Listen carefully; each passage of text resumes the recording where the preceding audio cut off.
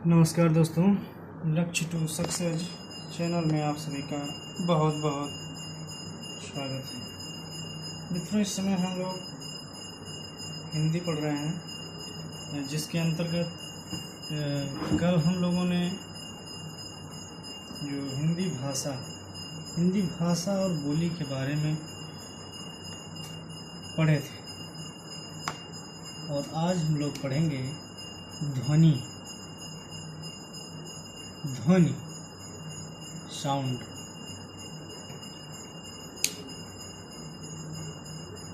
अब इसमें हम क्या क्या पढ़ेंगे ध्वनि में, मैं आप सभी को बता दे रहा हूँ। पहले ध्वनि की परिभाषा कि ध्वनि किसे कहते हैं। ध्वनि का जो है प्रकार, ध्वनि कितने प्रकार की होती है, इसका उच्चारण कैसे किया जाता है, इसके जो उच्चारण स्थान है,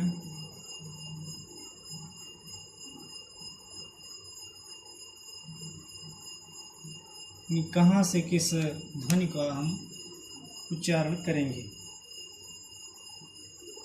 और इसी में हम लोग पढ़ेंगे वर्णमाला, जिस पर हमारी ये हिंदी टिकी हुई है, क्योंकि बिना वर्णमाला के ज्ञान के हिंदी पढ़ना संभव ही नहीं है।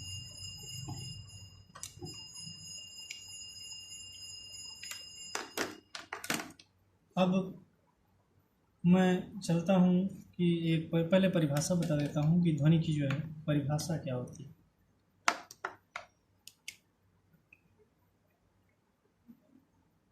तो ध्वनि का अर्थ होता है वर्ण या भाषा की लघुत्तम इकाई। जैसे ऐसे किया हमने तो ये आवाज़ आई, इसको ध्वनि कहते हैं। आप लोग देख रहे होंगे, सुन भी रहे होंगे, ये ध्वनि है। अब इसको हम तोड़ नहीं सकते कि इसको हम दो खंडों में इस ध्वनि को विभाजित कर दें। तो जो ध्वनि है, ध्वनि वर्ण या भाषा की लघुत्तम इकाई। लघुत्तम इकाई का मतलब छोटे से भी छोटा, अति लघु, लघु में उत्तम, जो लघु से भी लघुत्तम है, यानी उसका फिर हम खंड या टुकड़ा नहीं कर सकते। अर्थात ये जो वर्ण है, ये वह मूल ध्वनि है, यह वर्ण ही वह मूल ध्वनि है जिसका हम विभाजन नहीं कर सकते, जिसको हम खंडित नहीं कर सकते। और इन्हीं वर्णों का जो समूह होता है ना, इन्हीं वर्णों के समूह को, क्योंकि कई सारे वर्ण हैं, इन्हीं वर्णों के समूह को वर्णमाला कहते हैं। इतना क्लियर हुआ? ठीक है।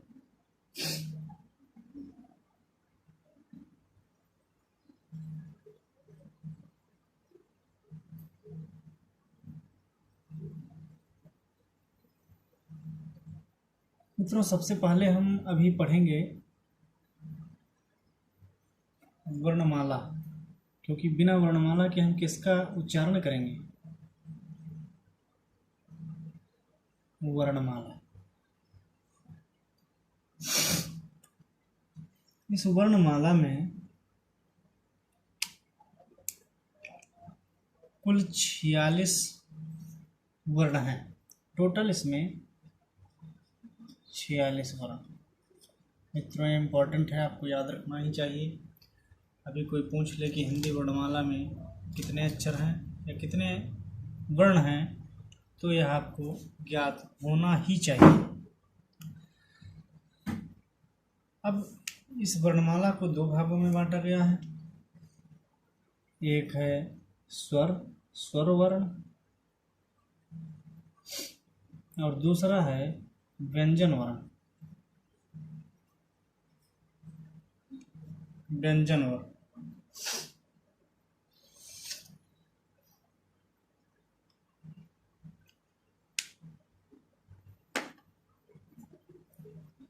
ये जो स्वर वर्ण है इसमें हमारे आते हैं छोटा आ, बड़ा आ, छोटी बड़ी ई, छोटा ऊ, बड़ा ऊ, री, ए, ऐ, ओ और औ। ठीक है, ये हमारे स्वर वर्ण हुए। स्वर वर्णों की संख्या कितनी है? 11। 2 2 4 2 6 3 9 2 11, यानी जो स्वर वर्ण है इस स्वर वर्णों की संख्या है 11। अब हम व्यंजन में देखेंगे। ये जो व्यंजन वर्ण है इनमें विभाजन, इसको हम विभक्त करेंगे अपनी समझने के अनुसार, तो इसमें कई विभाजन होगा। पहला तो जो है वह स्पर्श व्यंजन। स्पर्श स्पर्श व्यंजन पहला है स्पर्श व्यंजन। दूसरा है अंतःस्थ व्यंजन। अंतःस्थ व्यंजन और तीसरा है ऊष्म व्यंजन।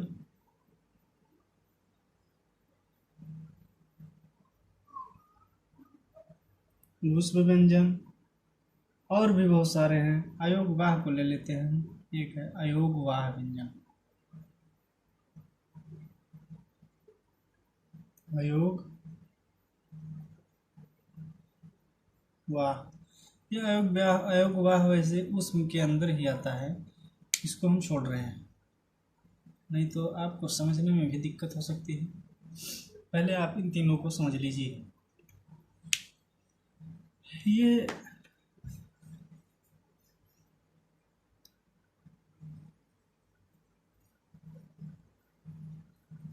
अब मैं स्पर्श व्यंजन बता रहा हूँ।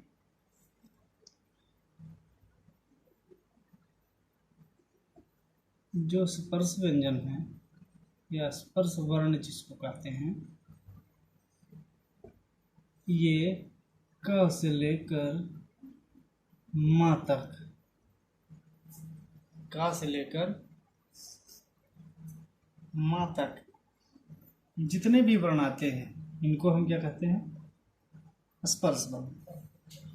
क्योंकि जब हम इनको कहते हैं तो हमारी जिह्वा हमारे मुख के अंदर किसी न किसी भाग से स्पर्श करके ही जो वायु निकालती है उसका जो उच्चारण होता है, फिर उससे हमको पता लगता है कि हम का बोल रहे हैं, कि खा बोल रहे हैं, कि गा बोल रहे हैं, कि माँ बोल रहे हैं, कि चा बोल रहे हैं। ठीक है, इसलिए हमारी जिह्वा जो है स्पर्श करती है विभिन्न स्थानों में क से माँ तक के कहने में। इसीलिए क से माँ तक के बीच में जितने भी वर्ण आते हैं वे सब स्पर्श वर्ण होते हैं। जैसे मैं बता रहा हूँ, क, ख, ग, घ, ङ, च, छ, ज, झ, ञ, ट, ठ, ड, ढ, ण।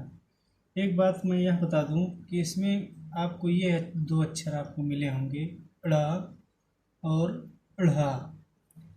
ये इसी वर्ग के अक्षर हैं, वर्ण हैं, लेकिन ये ड और ढ से विकसित होकर ये दो वर्ण बाद में बने। अब त, थ, द, ध, न, प, ह, ब, भ, म। क से लेकर माँ तक के जितने भी वर्ण हैं वे सब स्पर्श वर्ण।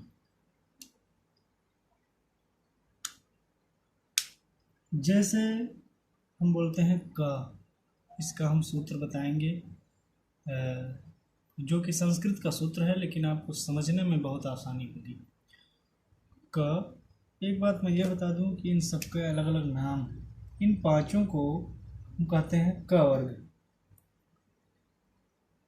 क वर्ग, ये है ख वर्ग, सॉरी च वर्ग, ये है च वर्ग, ये है ट वर्ग, ये है त वर्ग, ये है प वर्ग। यानी क वर्ग में 5 अक्षर, च वर्ग में 5 अक्षर, ट वर्ग में 5 अक्षर, त वर्ग में 5 अक्षर, प वर्ग में भी 5 अक्षर, यानी टोटल 5 गुणे 5 कितना हुआ? 25। ये 25 स्पर्श वर्णों की संख्या है। स्पर्श वर्ण की संख्या जो है वो है 25। अब ये तो हो गया स्पर्श वर्ण।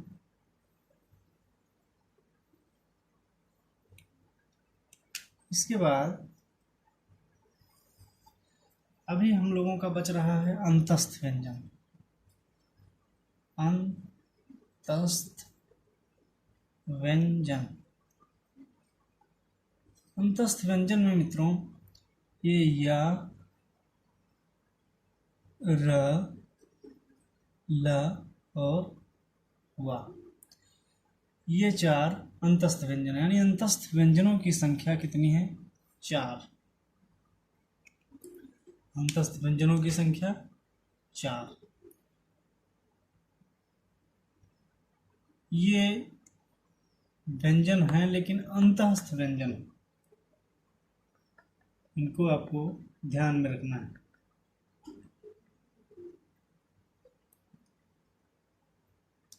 इसके बाद आता है ऊष्म व्यंजन।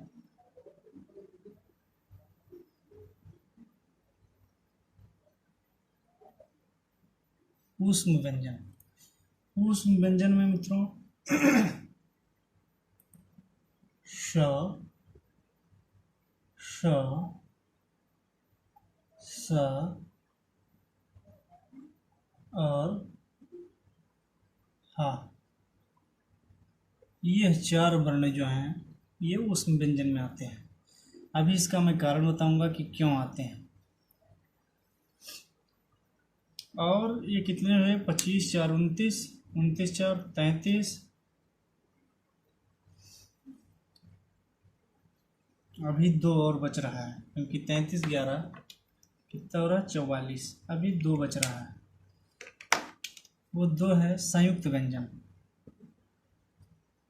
संयुक्त व्यंजन, इसमें आपका त्रा और ज्ञा, ये 2 आपके संयुक्त व्यंजन में हो गए। अब मित्रों मैं गणित बता रहा हूँ। 25 4 29, 29 4 33, 33 2 35, टोटल 35 हो गया व्यंजन, और प्लस 11 आपके जो हैं वह क्या है? स्वर है। यानी 35 + 11 मिला के 46 वर्ण होते हैं हिंदी वर्णमाला में।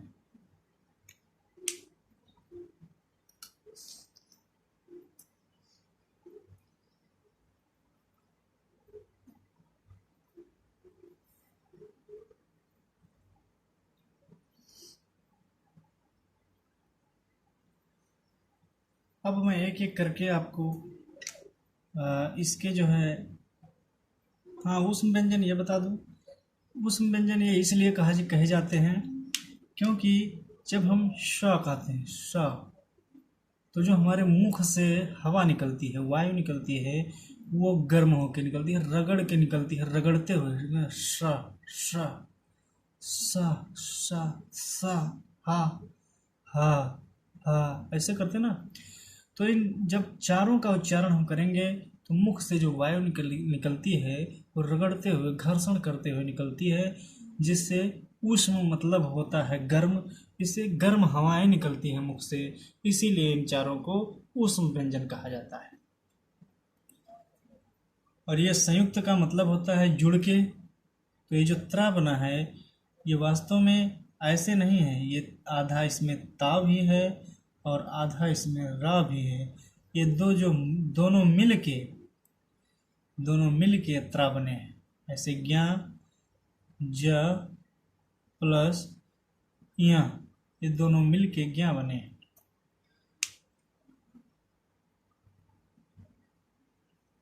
जो व्यंजन होता है ये सब आधी मात्राओं की होती है, यानी इसको हम क नहीं कहेंगे, क्योंकि क कहेंगे तो उसमें आ जाएगा। यह क ख ग घ ग च छ ज झ ञ ट ठ ड ढ ण त थ द ध न प फ ब भ म। इसको हम खुल के नहीं कहेंगे क्योंकि इन सब में आधी मात्राएं हैं। ओके, जब इसमें उदाहरण स्वरूप मैं बता रहा हूँ, जैसे मान लो ये का है, इसमें जब हम अ जोड़ेंगे तो भी हो जाएगा क, पूरा का हो जाएगा क। तब का कहेंगे तो आ आएगा। मैं आशा करता हूँ कि आप सभी को समझ में आ रहा होगा। अब मैं इनके जो है उच्चारण स्थान बता रहा हूँ।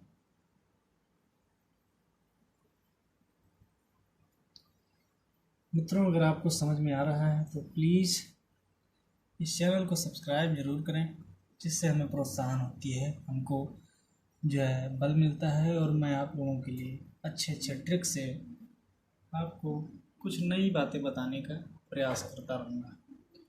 कमेंट भी ज़रूर दें अगर आपको समझ में नहीं आ रहा है तो। कुछ भी डाउट हो तो आप पूछ सकते हैं, मैं प्रयास करूँगा कि आपकी शंका का समाधान हो सके। अब अगला है, हम पढ़ेंगे उच्चारण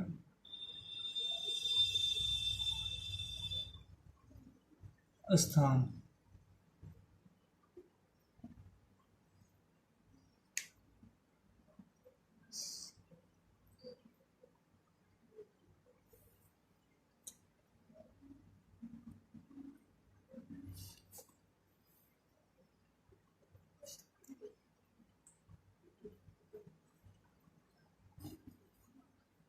ये उच्चारण स्थान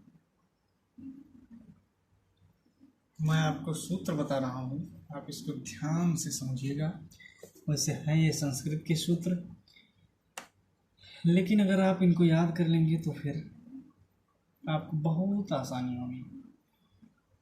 जो क वर्ग है, क वर्ग, क वर्ग, च वर्ग, अब आप लोग समझ रहे होंगे, मैं आशा करता हूँ। का वर्ग मतलब केवल का नहीं, बल्कि क ख ग घ ङ।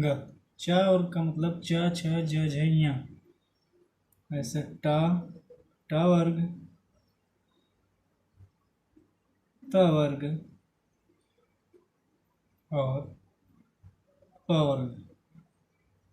इन सभी के उच्चारण स्थानों को मैं आपसे डिस्कस कर रहा हूँ। जितने क वर्ग है, क वर्ग का उच्चारण कंठ से होता है। इसका उच्चारण स्थान मैं ऐसे लिख रहा हूँ, ये समझ लो वर्ग है। तिरछा लिख गया, लेकिन ठीक है, कोई बात नहीं, आप ऐसे समझ रहे हैं। ये मान लो वर्ग लिखा है, इसको मैं मिटा रहा हूँ। ये वर्ग लिखा है, ऊ का मतलब उच्चारण स्थान।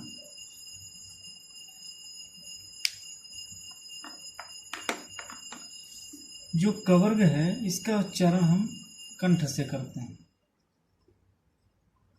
कंठ से। जैसे बोलिए आप भी हमारे साथ जब पढ़ रहे हों तो साथ साथ में जरूर अभ्यास करते चलें। जैसे क, ख, ग, घ, अंग, ऐसे पढ़े क, ख, ग, घ, अंग। तो जब हम क वर्ग पढ़ रहे होते हैं तो हमारी जिह्वा डायरेक्ट जो कंठ से निकल रही है, जैसे पहले का क, ख, थोड़ा ये जितने हवाएं निकल रही है ना, डायरेक्ट कंठ से निकल के सीधे बाहर आ रही हैं। इसलिए इसका जो उच्चारण आवाज कहाँ से निकल रही है? कंठ से। क, ख, ग, घ, अंग। ये आप हमारे साथ अभ्यास करेंगे तो आपको बहुत ही आसानी होगी, और ये लगभग सभी कक्षाओं में और जितनी भी प्रतियोगी परीक्षाएं हैं उसमें जो अनिवार्य हिंदी का पोर्शन आता है, जो भाग आता है उसका, उसमें आपको ये बहुत ही, जो हम कह रहे हैं कि आपको उपयोगी सिद्ध होंगी। तो क वर्ग का उच्चारण कंठ से। अब आते हैं हम च वर्ग पे। जो च वर्ग होता है इसका उच्चारण होता है तालु से। हमारे साथ पढ़िए च, छ, ज, झ, ञ। च, छ, ज, झ, ञ। जो हम कहते हैं च, छ, तो जिह्वा हमारे मुख के ऊपर भाग में एक स्थान पर टकराती है। च, छ, दांत के ठीक ऊपर का जो कड़ा वाला भाग है उसमें टकराती है। च, छ, तो उसी स्थान को कहते हैं तालु। अब ये च वर्ग के पांचों अक्षर च, छ, ज, झ, ञ वहीं उसी जगह से उच्चारण होंगे, तालु से। और ये जो ट वर्ग है ये मूर्धा है।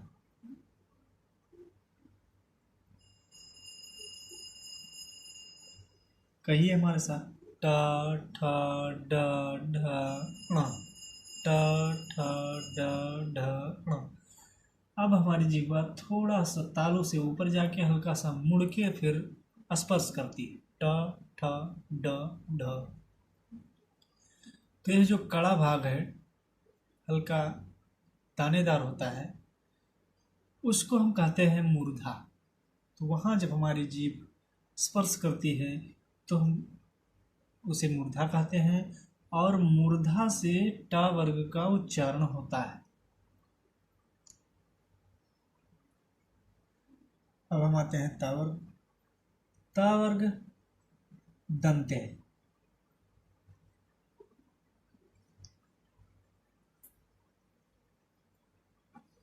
जो ता वर्ग है ये दंत्य है, क्योंकि इसके पांचों अक्षर को आप पढ़िए त, थ, द, ध, न।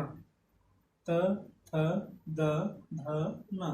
त, थ, द, ध, न।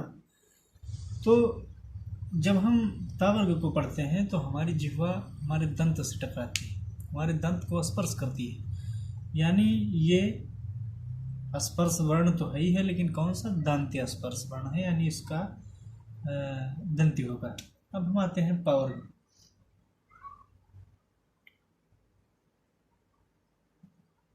जो प वर्ग है ये ओष्ठ, क्योंकि आप पढ़ें प, ह, ब, भ, म। प, ह, ब, भ, म। प, ह, ब, भ, म। यानी जो प वर्ग पढ़ते हैं तो हमारा जो है होठ खुलता बंद होता है, होठ खुलता बंद होता है, यानी दोनों होठों का आपस में स्पर्श होता है। तो अब आप ये तो जानते हैं कि का से माँ तक जितने भी वर्ण आएंगे वो स्पर्श तो है ही, लेकिन उनकी एक विशिष्ट स्पर्श होगा जहाँ से उनका उच्चारण होता है, जिसके पा, ह, ब, भ। तो इसमें आपस में दोनों ओष्ठ स्पर्श करते हैं, इसलिए इसको ओष्ठ स्पर्श वर्ण कहते हैं। ये आपको क्लियर हो गया होगा।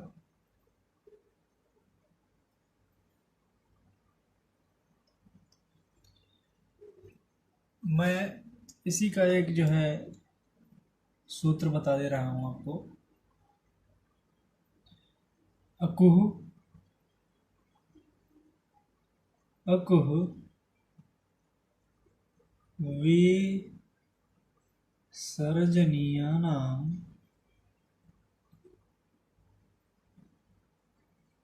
कंठः। अकुह विसर्जनीयानां कंठः, इसका मतलब छोटा आ और बड़ा आ, छोटा आ और बड़ा। कु का मतलब हुआ क वर्ग, क वर्ग। हा का मतलब हुआ हा। विसर्जनीय का मतलब हुआ विसर्ग। इन सभी का उच्चारण स्थान क्या है? कंठ। ये एक ही सूत्र आपको बहुत सारे बातों को बता रहा है। एक ही सूत्र से आपको ये ज्ञात हो रहा है कि क वर्ग, हा, विसर्ग, छोटा और बड़ा, ये कहाँ से उच्चारित होगा? कंठ से। ओके, यह सूत्र बहुत इंपॉर्टेंट है। यह सूत्र अगर आप याद रखेंगे तो फिर आप शायद कभी भी ना भूलें इस बात को। अब मैं इसी तरह च वर्ग को बता रहा हूँ। इसी तरह दूसरा जो सूत्र है वह है ई चू यश नाम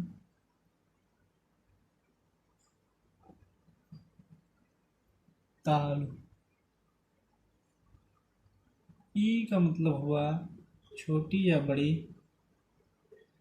चू का मतलब हुआ च वर्ग,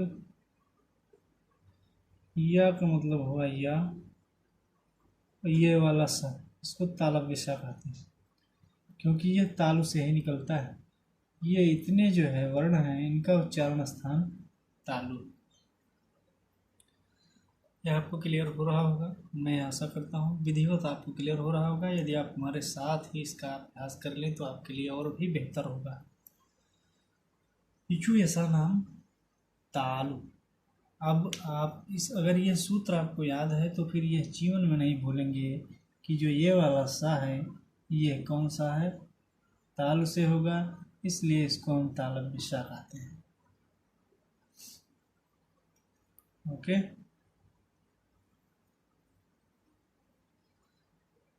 जो अगला है वो है री टू र फ नाम ऋतुषाणाम मूर्धा। इसका मतलब री टू का मतलब आप समझ गए होंगे, टावर्ग। टावर्ग का मतलब ये पांचों, टावर्ग में पांचों आप समझिए, रा और ये वाला सा, इन इतने का जो है उच्चारण स्थान क्या होता है? मूर्धा। अब अगर आप थोड़ा सा दिमाग लगाएंगे तो अब आपको ये नहीं भूलेंगे कि ये कौन वाला सा है। ये मूर्धा से होता है, इसलिए ये कौन सा है? मूर्धन्य सा। ये वाला तालु से होता है, इसलिए तालब विषा। एक सा और बच रहा है, उसको हम अभी बता रहे हैं तावर्ग में।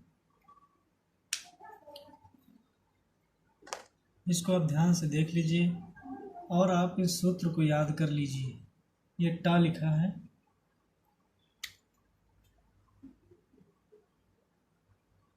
अब मैं अगला बता रहा हूँ।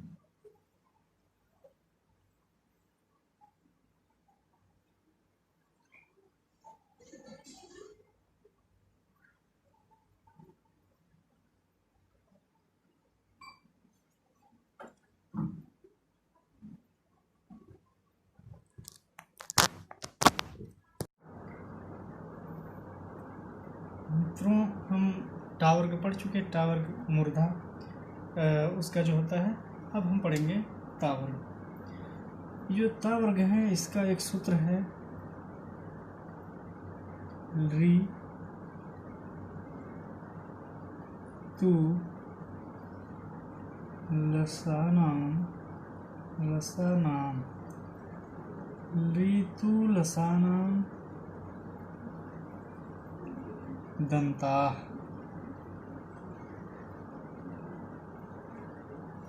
आप अगर संस्कृत पढ़ेंगे तो संस्कृत में एक स्वर और होता है ली, फिलहाल हिंदी में तो नहीं है, तो इसको आप याद करेंगे तो सूत्र तो इसमें ली तो रहेगा, क्योंकि ली ये हम जो सूत्र बता रहे हैं संस्कृत का सूत्र है।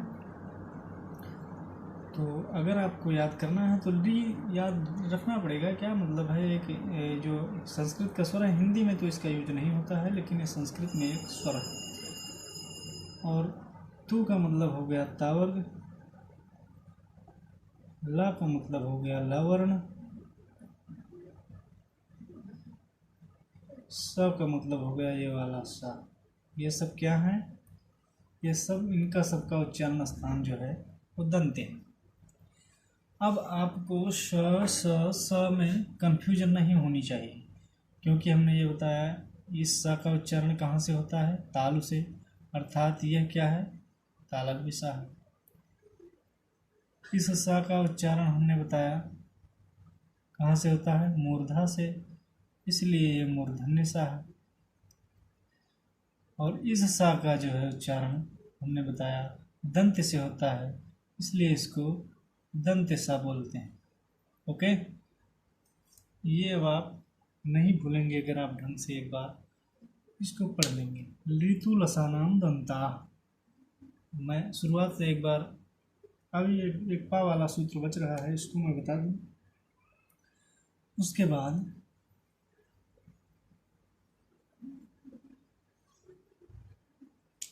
इसका सूत्र है उपूप धमानिया नाम, धमानिया नाम, उपूपवाधमानिया नाम ओष्ठो, ओष्ठो। इसका मतलब हुआ, ऊ का मतलब हुआ छोटा ऊ या बड़ा ऊ, ऊ का मतलब हुआ पावर, और एक होता है उपधमानीय वर्ण। उपधमानीय वर्ण, ये उपधमानीय वर्ण, तो उपधमानीय वर्ण जो होता है इसको आपको नहीं पढ़ना है।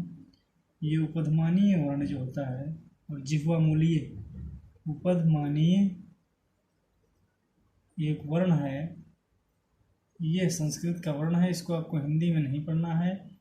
तो आप इतना समझिए कि छोटा वो, बड़ा वो और पा वर्ग, इन सब का जो उच्चारण स्थान है वो है ओष्ठ, जैसा कि मैंने आपको यहाँ बता दिया।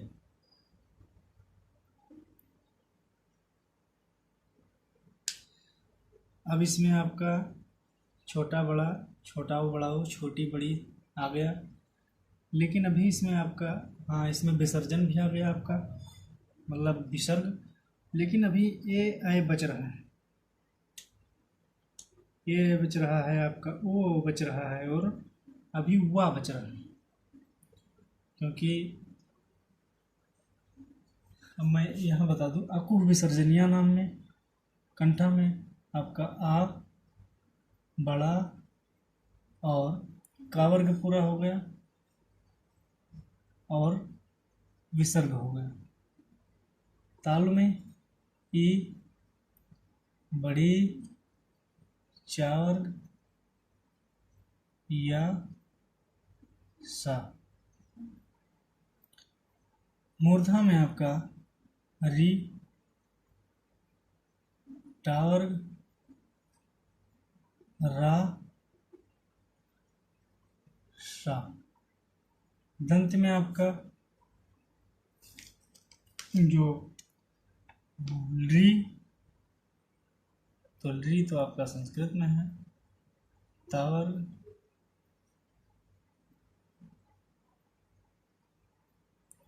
ला, ये वाला सा।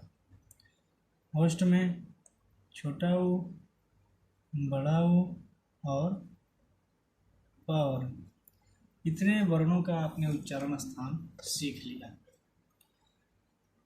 अब इसमें ए ओ और वा बच रहा है, क्योंकि आपका या आ गया, रा आ गया, ला आ गया, वा बच रहा है।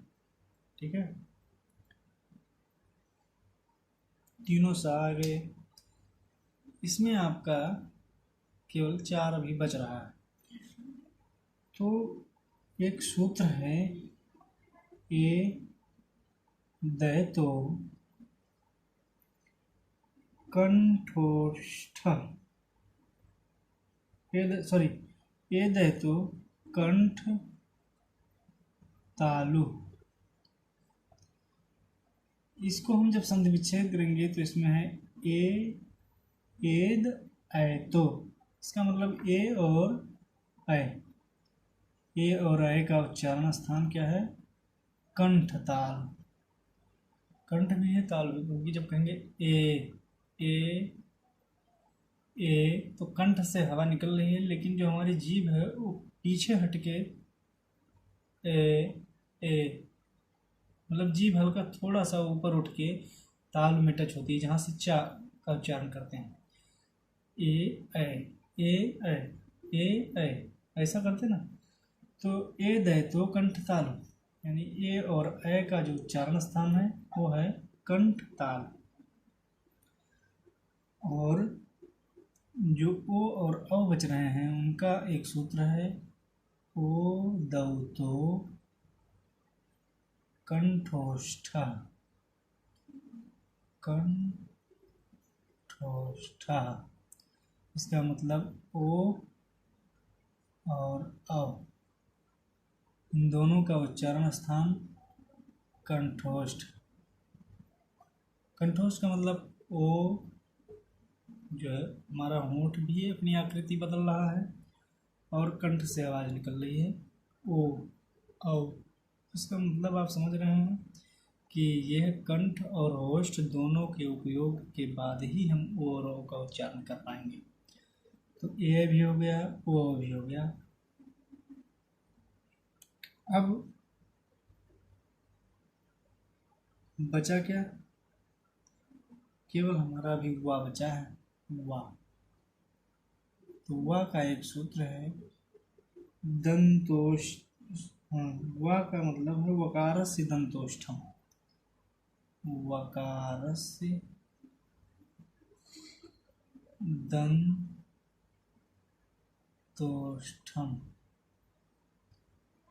वकार मतलब हुआ वा, वकारस्य मतलब हुआ वा, दंतोष्ठम मतलब दंत और ओष्ठ से इसका उच्चारण वा से, वा का होता है वा वा वा वा। यानी इसमें दांत अगर ना हो तो वह आप नहीं कह पाएंगे, वह। और होंठ का भी प्रयोग इसमें होता है। तो अकारस्य दंतोष्ठम, ए दय तो कंठतालु, ओ दो तो कंठोष्ठ, अकुह विसर्जनीय नाम कंठ, इचु ऐसा नाम तालु, ऋतु रसाणाम मूर्ध, ऋतु लसानाम दंत्य, उपुपधमानीय नाम ओष्ठा। इतना आपको सूत्र याद रखना है, जिसके बाद आप फिर यह कभी भी नहीं भूलेंगे कि किस वर्ण का कहाँ से उच्चारण करना है। ठीक, यह फिर आप कभी भी नहीं भूलेंगे कि कहाँ से इसका उच्चारण करना है।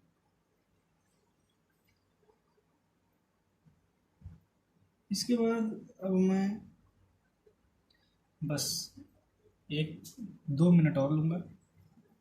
अब मैं थोड़ा सा आपको अभी स्वर के बारे में कुछ बातें भूल गया था बताना, वह मैं आपको बता दूं।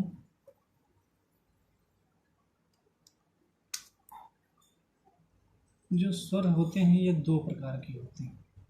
ये कितने प्रकार के होते हैं? 2।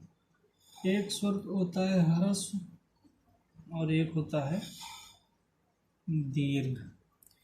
ह्रस्व का मतलब जिसको कहने में कम समय लगे, दीर्घ का मतलब जिसको कहने में ज़्यादा समय लगे।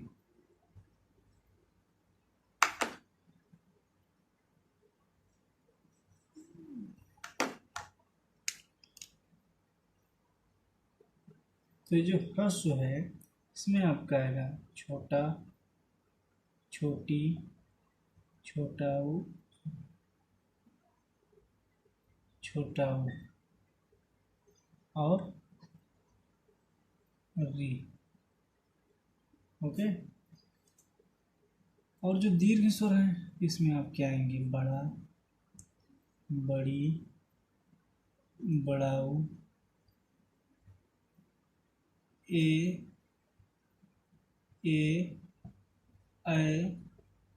ओ, औ। आपके मन में संदेह हो रहा होगा कि जब छोटा आ, छोटी, छोटा ऊ, री यहाँ है तो ए और ये क्यों नहीं आया, ए और वो क्यों नहीं आया ह्रस्व में। इसका कारण मैं अभी आपको बता रहा हूँ, ध्यान से देखिए। ये ए जो है ये संयुक्त वर्ण है। ये ए जब आ और ई मिलता है तब ये ए बनता है, ए। इसलिए यहाँ दो ह्रस्व मिलके ये दीर्घ हो जाता है, समझे। और ये जो ए बनता है ये आ प्लस ए, जो ओ बनता है आ प्लस उ, ओ, और जो औ है ये आ प्लस ओ, औ। ये दो मिलके हैं इसलिए यह भी दीर्घ ही है, क्योंकि कहेंगे ए ज़्यादा समय ले रहा है, अ ई उ री। ऐसे कह दे आ ई उ ए उ औ, यानी इसमें ज़्यादा समय लग रहा है। तो ये पार्ट आपका छूट गया था, इसलिए हम इसको बता दिए। अब आज जो है ध्वनि से संबंधित वर्णमाला से संबंधित ये क्लास अब मैं यही विराम करना चाहता हूँ। तो अगर ये वीडियो, ये क्लास आप सभी को अच्छा लगता है तो प्लीज़ हमारे चैनल को सब्सक्राइब करें, शेयर करें और कमेंट करें, ताकि और लोगों तक यह वीडियो पहुंच सके। यह वीडियो देखने के लिए आप सभी का बहुत बहुत धन्यवाद। नमस्कार, जय हिंद।